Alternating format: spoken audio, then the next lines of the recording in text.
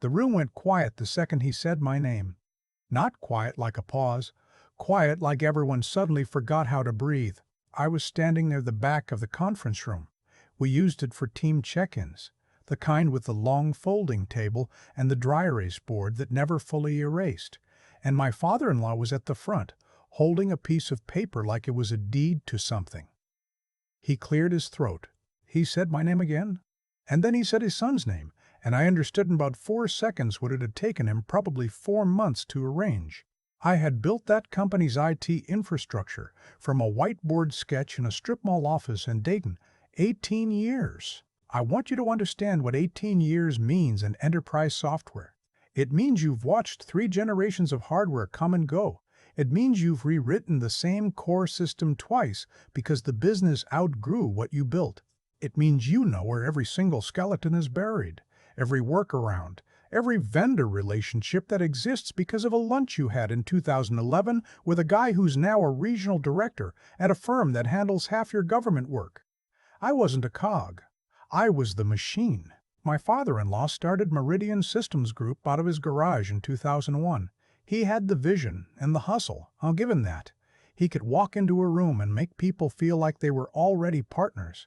He sold the idea of the company before the company existed, which is a real skill. When my wife and I got married, I was already 2 years into working there, and joining the family felt like a natural extension of what we'd already built together professionally. We were good at it. I was good at it. By the time I hit my mid-40s, we had 38 full-time employees, 2 satellite offices, and a contract portfolio that included 8 state agencies and, more importantly, 3 federal clients, the kind of relationships that don't come from cold calls. They come from years of reliable delivery, from being the person on the other end of the phone at 10 at night when something breaks, from knowing that the procurement officer at HHS prefers everything in writing and the one at the VA will actually pick up if you call his cell on a Saturday because you've earned that. My brother-in-law, Tanner, had been around the company the way kids of owners are around. Summers, occasional intern stints, sitting in on meetings he wasn't fully present for. He wasn't a bad person. He was 29 and had coasted through a business degree and genuinely believed that understanding the business meant understanding his father, which isn't the same thing at all. He knew how to talk about the work. He didn't know how to do it. I knew what was happening before it was announced. You always do if you're paying attention. There were small things.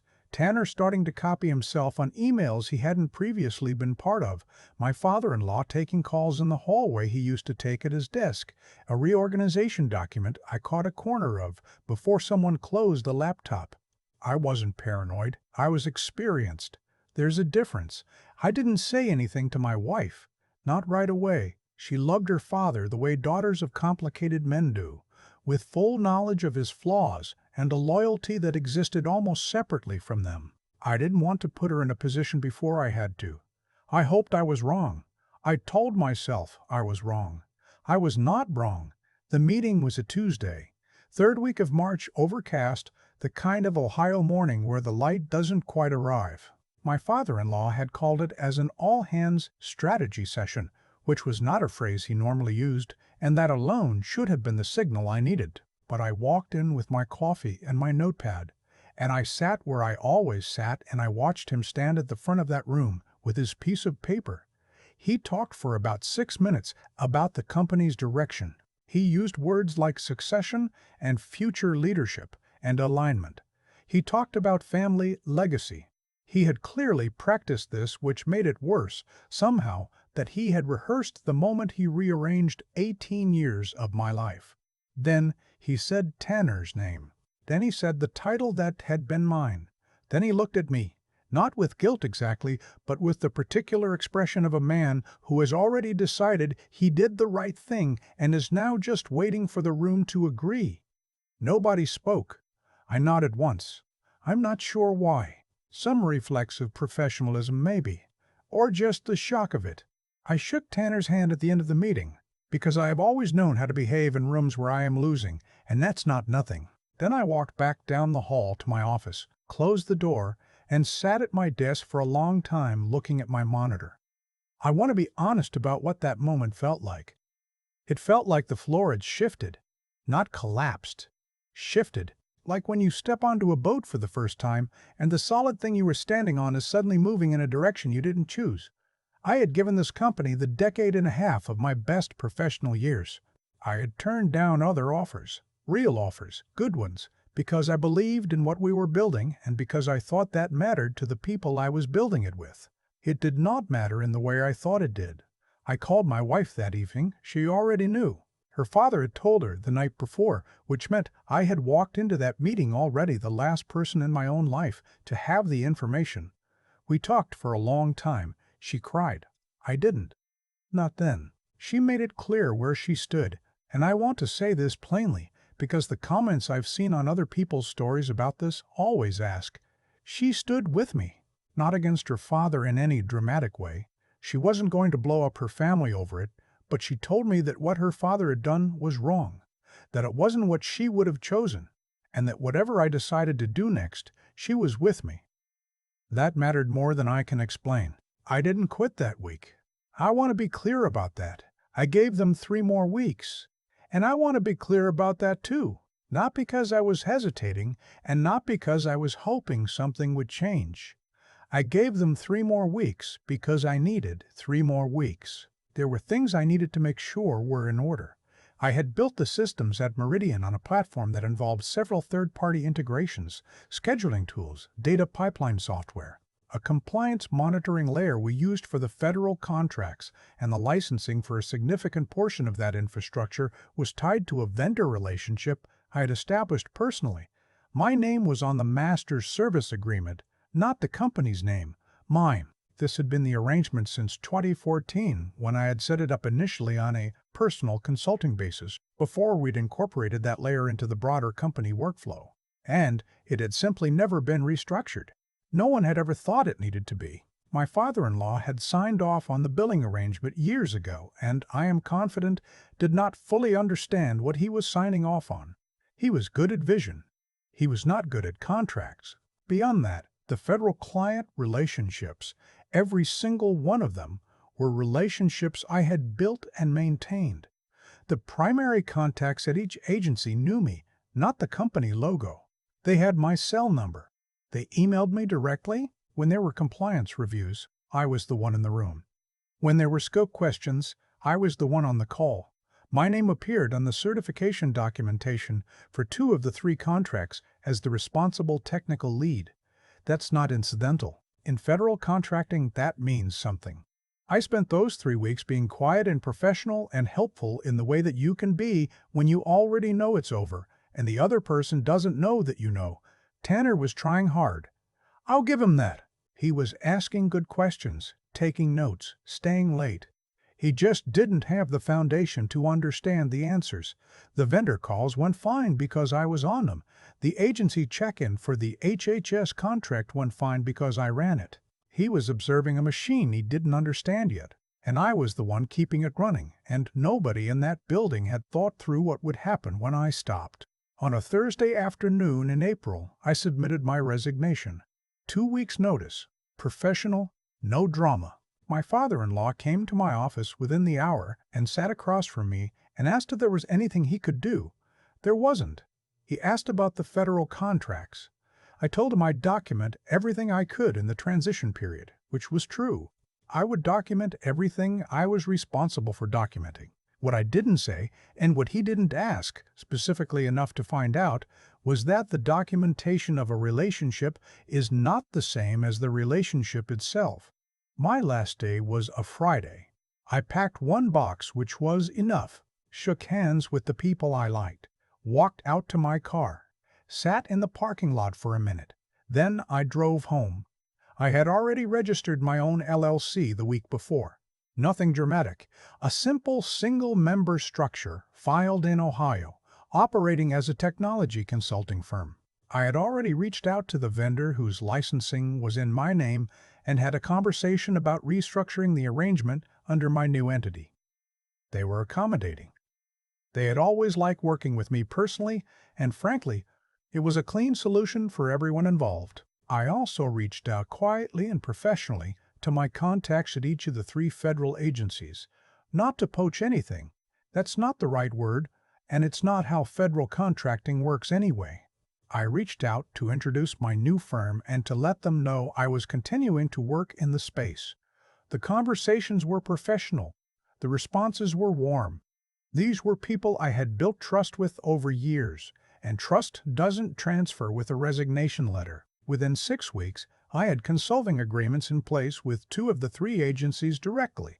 The third required a longer procurement process, but the contact made clear that my new firm would be competitive. The vendor migration was complete by the end of May. Meridian's systems, without the licensing infrastructure I had managed, were running, but with gaps. Significant ones.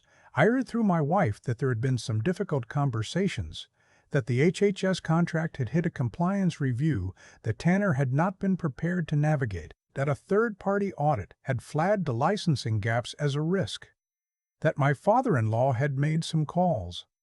I don't know all the details, and I don't need them. What I know is this: by the end of that summer, I was billing more in consulting fees than I had earned in my last full year at Meridian. My overhead was a fraction of what it would have been at a full firm. I was working with clients who came to me specifically, not to a logo, not to a brand, but to me, because of what I had actually built and what I actually knew. There's a particular kind of professional clarity that comes from that, from working in a context where the value is yours and the relationships are yours, and no one can reassign them on a Tuesday in March. My wife and I talked a lot that year. It was hard in ways that don't make for tidy stories. She navigated something genuinely complicated, watching her father deal with consequences she had tried to warn him about in a family that didn't have a template for this kind of fracture. She handled it with more grace than I would have. We came out of it closer, which isn't always how these things go. Tanner called me once. It was late summer. He was professional about it, which surprised me. He said he was trying to understand some of the systems I'd built, and there were things he couldn't find in the documentation. I told him I was happy to consult at my current rate, which at that point was $285 an hour. He said he'd follow up. He didn't. My father-in-law and I have spoken since. Things are civil, and the way that things between people who have hurt each other can be civil, carefully, with certain topics by unspoken agreement set aside.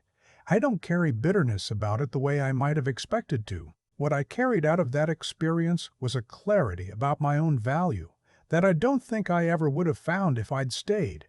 When you work for someone else's company, especially a family company, there's always a ceiling that has nothing to do with how good you are. You can build the whole machine and still not own it. That's the deal.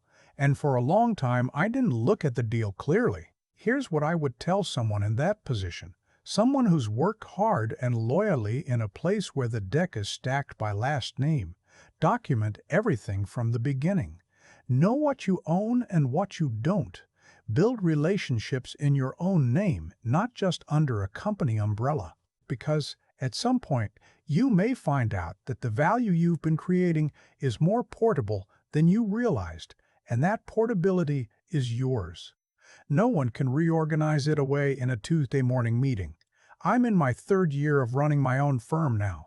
We brought on 2 contractors last fall. I have clients in 4 states.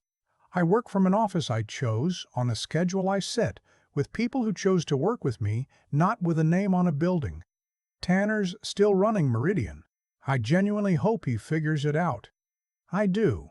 He's going to be there a long time, and there's no good version of that story where he fails completely because people I care about are connected to that company.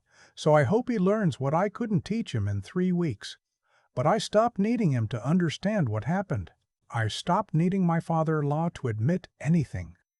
The work speaks for itself now in a way it never quite could when someone else's name was on the door. That's enough.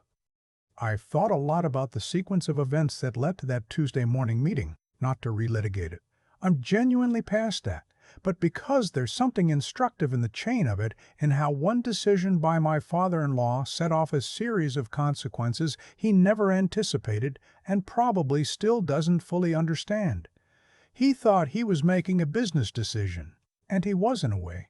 He decided that bloodline mattered more than 18 years of demonstrated competence, that a last name was worth more than the federal relationships, the licensing infrastructure, the institutional knowledge that existed nowhere except inside one person's head. That's a choice, and choices have weight, even when the person making them doesn't feel it yet. What I keep coming back to is this. The moment he made that call, he didn't lose me. He lost everything I'd built, which is a different and much larger thing, because I hadn't just been doing a job.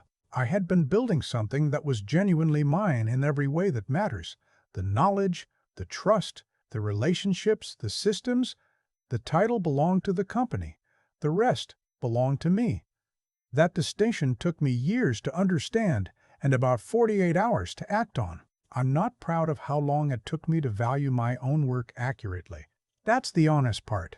For years, I accepted the ceiling that comes with building in someone else's house, the unspoken understanding that loyalty and performance will be rewarded, that good work speaks for itself, that the people above you see what you see. None of that is guaranteed. None of it is even likely in a family-run operation where succession was always going to run through the bloodline eventually. I knew that, somewhere. I just didn't let myself look at it directly. What the experience clarified, and I mean clarified the way cold water clarifies things, is that integrity isn't just about how you treat other people. It's about how honestly you see your own situation. I had been telling myself a story about loyalty that was, in part, a way of avoiding a harder conversation with myself about risk and ownership and what I actually controlled. My father-in-law behaved badly. That's true, but I had also been operating on assumptions I'd never tested and relationships I'd never formalized, and that was on me. The resilience part. And this is where I'd push back gently on anyone who thinks the story ends at I left and it worked out. The resilience wasn't the dramatic phone calls or the licensing pivot. It was the 18 months after, the quiet, unglamorous work of building a client base, managing cash flow as a solo operator, figuring out what I actually wanted the next decade to look like. Tanner had his father's company. I had a blank page and the knowledge that everything on it would be mine. My wife once said to me, somewhere in that first year, that she had never seen me work harder or sleep better. She was right about both. There's something that happens when the work is unambiguously yours, when no one can reassign it, reframe it, or hand it to someone else on a Tuesday. You show up differently, you think more clearly. The stakes feel real in a way that motivates rather than paralyzes. I don't know what I would tell the version of me sitting in that parking lot on the last Friday in April, box in the back seat, staring at the steering wheel. Maybe just, you built this once, you'll build it again, and this time it'll actually be yours. That turned out to be true.